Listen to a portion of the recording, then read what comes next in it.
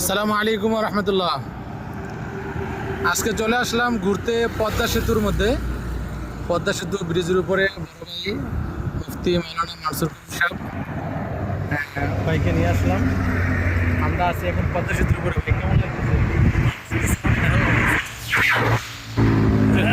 এত সুন্দর জায়গা চলে দেবেন?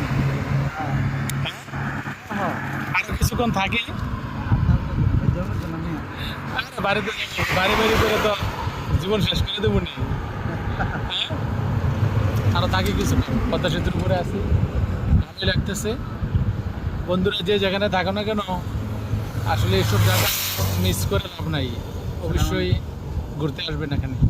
পদ্মা সেতুর মধ্যে ঘুরলে মন ভালো থাকবে। হ্যাঁ।